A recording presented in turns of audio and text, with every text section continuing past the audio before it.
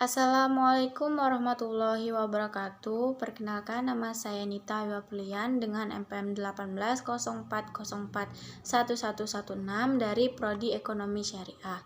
Di sini saya akan menyampaikan materi untuk memenuhi tugas ujian komprehensif dengan dosen penguji Ibu Hermanita. Baiklah, untuk materi yang pertama mengenai rancangan bangun ekonomi makro dan mikro pada Islam. Ekonomi makro adalah cabang ilmu ekonomi yang mempelajari kegiatan perekonomian secara keseluruhan, sedangkan pada ekonomi mikro adalah cabang ekonomi yang mempelajari kegiatan perekonomian hanya pada bagian kecilnya. Ekonomi makro dan ekonomi mikro merupakan bagian dari ekonomi teori yang bertugas dalam menjelaskan peristiwa-peristiwa ekonomi dan selanjutnya merumuskan hubungan dalam hubungan ekonomi. Yang kedua, struktur pasar dan persaingan harga, di mana struktur pasar adalah keadaan pasar yang memberikan petunjuk tentang aspek-aspek yang memiliki pengaruh penting terhadap perilaku usaha dan kinerja pasar, antara lain jumlah penjual dan pembeli, hambatan masuk dan keluar pasar, serta keragaman produk dan sistem distribusi dan penguasaan pasar. Persaingan harga pasar adalah persaingan dalam menentukan harga barang dagangan yang dilakukan oleh pedagang sebagai upaya untuk merebut pasar dan memukul pesaing dagangnya. Struktur pasar terbagi menjadi 4, yaitu persaingan sempurna, persaingan monopolistik, oligopoli, dan monopoli. Dan selanjutnya mengenai perbedaan mikroekonomi dan makroekonomi. Mikroekonomi merupakan cabang ilmu ekonomi yang mempelajari tentang variabel dalam lingkup ekonomi yang lebih kecil. Contohnya seperti perusahaan, perilaku konsumen, permintaan, dan lain sebagainya. Ekonomi mikro berupaya menemukan faktor-faktor apa yang menjadi kontribusi dari sebuah keputusan dan apa dampak pilihan ini terhadap pasar umum. Sedangkan ekonomi makro merupakan studi holistik tentang struktur, perilaku, kinerja, proses, pengambilan keputusan ekonomi di tingkat nasional. Ekonomi makro berupaya memahami perubahan dalam produk domestik bruto atau GPD negara, ekspektasi, inflasi, dan inflasi, pengeluaran, penerimaan, dan pinjaman pada tingkat pemerintah atau kebijakan fiskal, pengangguran, dan kebijakan moneter. Sedangkan garis besar ekonomi mikro dan makro sebenarnya mengeksplorasi elemen yang sama dengan sudut pandang yang berbeda. Perbedaan utamanya ialah ekonomi makro berupaya menemukan perspektif umum di tingkat nasional, sementara ekonomi mikro berfokus pada perspektif individu di tingkat konsumen, meskipun penawaran dan permintaan berlaku untuk kedua bidang ekonomi. Ekonomi makro dan mikro didasarkan pada tren pembeli dan penjual, di mana ekonomi makro berfokus pada berbagai siklus ekonomi seperti siklus utang jangka pendek dan jangka panjang serta siklus bisnis. Dan selanjutnya mengenai perkembangan teori makroekonomi. Teori ekonomi makro ini dipelopori oleh John Maynard Keynes, karena itu pengikut teori ini disebut dengan Keynesian. Berkebalikan dengan asumsi para pengusung teori ekonomi mikro, kaum Keynesian beranggapan bahwa struktur pasar memiliki kecenderungan yang monopolistik dengan informasi asimetris dan tak sempurna. Input dan output yang dijadikan pertukaran juga beragam atau heterogen.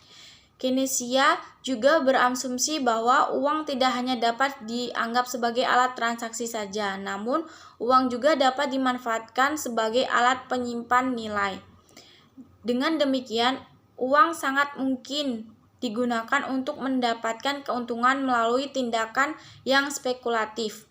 Dari serangkaian asumsi di atas, Mereka bersepakat pada ekonomi makro berpandangan bahwa peran pemerintah sangatlah dibutuhkan dalam pengelolaan perekonomian melalui kebijakan moneter dan fiskal. Selanjutnya adalah masalah utama dalam perekonomian. Ada beberapa masalah dalam perekonomian, yaitu pertama, pertumbuhan ekonomi, yang kedua, ketidakstabilan perkembangan ekonomi, yang ketiga, masalah pengangguran, yang keempat, masalah inflasi, dan kelima, masalah kemiskinan dan pemerataan distribusi, keenam adalah masalah ketidakseimbangan neraca perdagangan dan pembayaran. Dan ada indikator makroekonomi, di mana indikator ekonomi merupakan data ekonomi yang biasa merujuk pada statistik skala ekonomi makro dari waktu ke waktu. Indikator ekonomi memiliki banyak jenis, contohnya seperti produk domestik bruto atau PDB dianggap sebagai indikator utama kinerja ekonomi makro. Yang kedua adalah inflasi, di mana inflasi sering digunakan oleh analisis keuangan untuk mengatur atau mengetahui kondisi ekonomi di sebuah negara. Yang ketiga adalah suku bunga kebijakan dalam melaksanakan berbagai kebijakan moneter dan memberikan kontrol yang signifikan terhadap perekonomian dalam suatu negara. Yang keempat adalah tingkat pengangguran terbuka, di mana data pengangguran khususnya terbuka juga bertindak sebagai salah satu faktor untuk mengukur sentimen investor. Data pengangguran terbuka juga digunakan untuk mengukur tingkat kepercayaan konsumen dalam sebuah negara. Yang kelima adalah cadangan devisa. Cadangan devisa merupakan indikator moneter yang sangat penting, yang menunjukkan kuat atau lemahnya fundamental perekonomian dalam suatu negara. Selain itu, cadangan devisa dalam jumlah yang cukup merupakan salah satu jaminan tercapainya stabilitas moneter dan perekonomian makro dalam sebuah negara. Yang keenam adalah nilai tukar uang. Nilai tukar adalah harga suatu mata uang terhadap mata uang asing lain. Untuk negara dengan perekonomian terbuka, nilai tukar uang adalah variabel ekonomi penting. Pergerakan dalam nilai tukar mempengaruhi keputusan individu, bisnis, dan pemerintahan. Tujuan kebijakan makroekonomi adalah menciptakan lapangan pekerjaan, produksi dalam negeri yang tinggi, ekonomi yang stabil, serta neraca pembayaran yang seimbang dan pendapatan penduduk yang merata. Bentuk-bentuk kebijakan makroekonomi. Yang pertama, kebijakan fiskal, di mana pemasukan dan pengeluaran suatu negara adalah hal yang diatur dalam kebijakan ini, di mana pemasukan atau penghasilan negara bisa didapatkan dari pajak yang dibayarkan oleh setiap warga negara. Selain itu, pundi pendapatan negara lainnya adalah berasal dari non-pajak seperti lelang, denda, pemberian negara lain, dan gratifikasi. Yang kedua adalah kebijakan moneter, di mana kebijakan moneter menjadi pembeda antara ekonomi makro dan mikro. Kebijakan moneter berfungsi untuk mengukur sebanyak-banyaknya dana yang telah dikeluarkan oleh bank sentral pada suatu negara. Yang ketiga adalah kebijakan segi penawaran, di mana fungsi dari kebijakan ini adalah untuk menyeimbangkan neraca keuangan di suatu perusahaan atau negara. Adalah wajar jika saat ini rata-rata perusahaan membutuhkan ahli dalam sebuah ilmu ekonomi. Selanjutnya adalah uang dalam perspektif ekonomi Islam. Uang dalam ekonomi Islam adalah sesuatu yang bersifat flow konsep, bukan stok konsep. Uang harus selalu mengalir, beredar di kalangan masyarakat dalam kehidupan sehari-hari dalam ekonomi, karena uang adalah public good, tidak mengendapkan menjadi milik pribadi dalam bentuk private good. Selanjutnya adalah pengertian dan sejarah uang. Dalam ekonomi Islam, secara etimologis, uang berasal dari kata al-naqdu nukut. Pengertiannya adalah beberapa makna, yaitu al-naqdu yang berarti baik dari dirham, menggenggam dirham, dan al-naqdu juga berarti tunai. Jadi kata nukut tidak terdapat dalam Al-Quran dan hadis karena bangsa Arab umumnya tidak menggunakan nukut untuk menunjukkan harga. Dirham dan dinar adalah nilai harga sesuatu, sedangkan segala sesuatu tidak bisa menjadi harga bagi keduanya. Ini berarti dinar dan dirham adalah standar ukuran yang dibayarkan dalam transaksi barang dan jasa. Uang adalah standar kegunaan yang terdapat pada barang dan tenaga. Uang didefinisikan sebagai sesuatu yang dipergunakan untuk mengukur tingkat tiap barang dan tenaga. Selanjutnya adalah kriteria dan fungsi uang, di mana fungsi uang secara umum adalah uang memiliki fungsi sebagai perantara untuk pertukaran barang dan barang lainnya, juga untuk menghindarkan perdagangan dengan cara barter.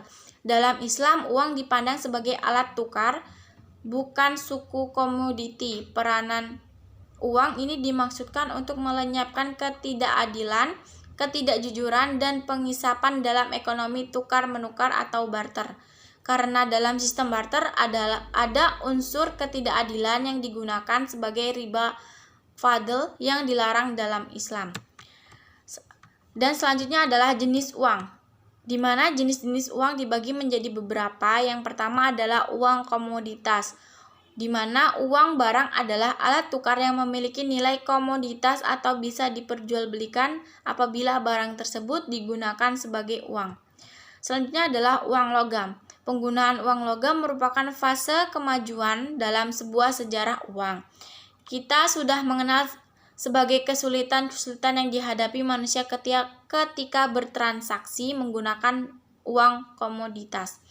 Yang ketiga adalah uang kertas, di mana uang kertas juga digunakan sebagai pada awalnya adalah dalam bentuk banknot atau bank promise dalam bentuk kertas, yaitu janji bank untuk membayar uang logam kepada pemilik banknot ketika ada permintaan, karena kertas ini didukung oleh kepemilikan atas emas dan perak. Masyarakat umumnya menerima uang kertas itu sebagai alat tukar. Selanjutnya mengenai konsep uang dalam ekonomi Islam. Dalam Islam, uang adalah flow konsep. Islam tidak mengenal motif kebutuhan uang untuk spekulasi karena tidak dibolehkan, di mana uang adalah barang publik milik masyarakat. Karenanya, penimbunan uang yang dibiarkan tidak produktif berarti mengurangi jumlah uang yang beredar. Bila diibaratkan dengan darah dalam tubuh, perekonomian akan kekurangan darah atau terjadinya kelesuan ekonomi alias stagnasi. Itulah hikmahnya dilarang menimbun uang.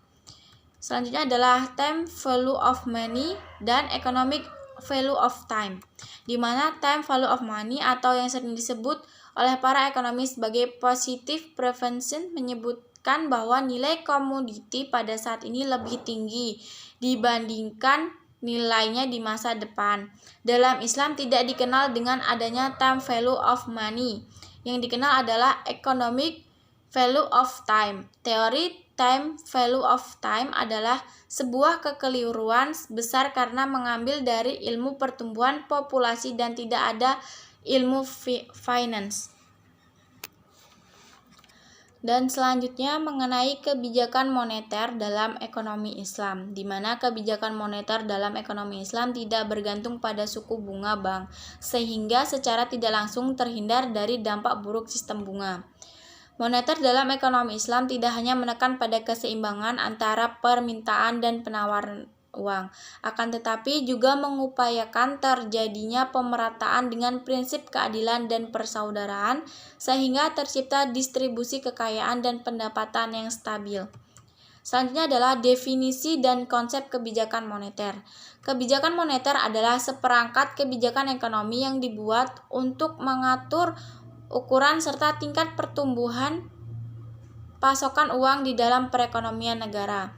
Adapun konsep kebijakan fiskal, yaitu kebijakan fiskal termasuk dalam salah satu kebijakan rangka pengendalian keseimbangan makroekonomi dan berkaitan dengan upaya untuk mengarahkan kondisi perekonomian negara dengan jalan mengubah penerima dan pengeluaran dalam pemerintahan.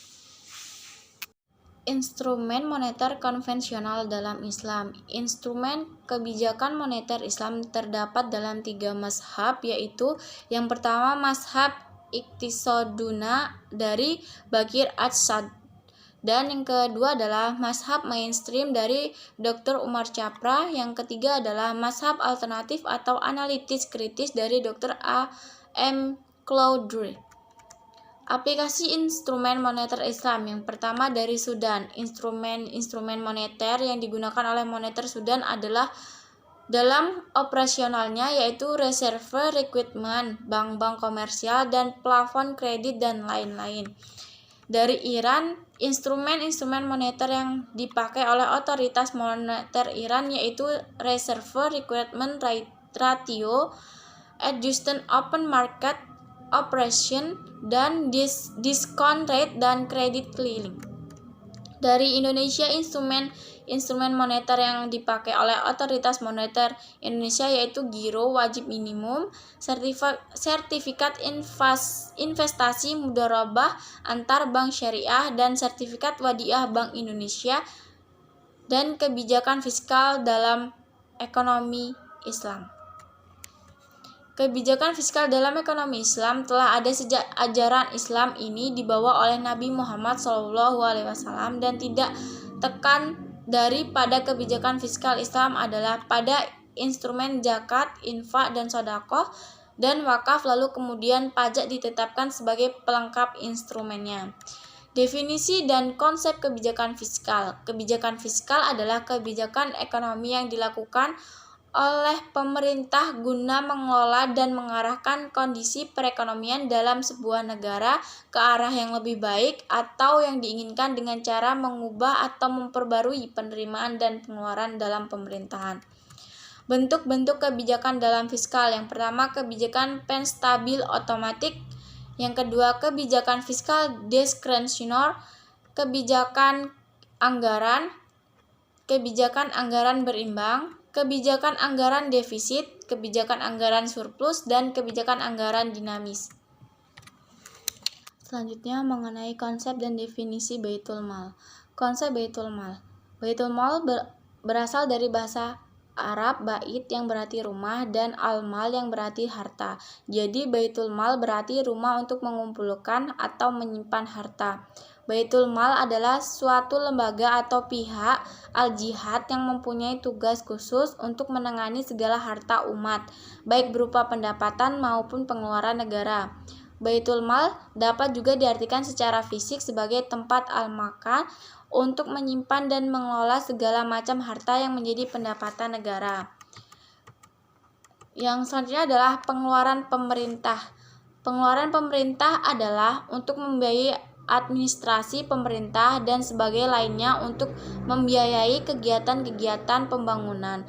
Beberapa bidang penting yang akan dibiayai oleh pemerintah adalah membayar gaji para pegawai negeri pemerintah, membiayai sistem pendidikan dan kesehatan rakyat, membiayai perbelanjaan untuk angkatan bersenjata, dan membiayai berbagai jenis infrastruktur yang penting artinya dalam pembangunan.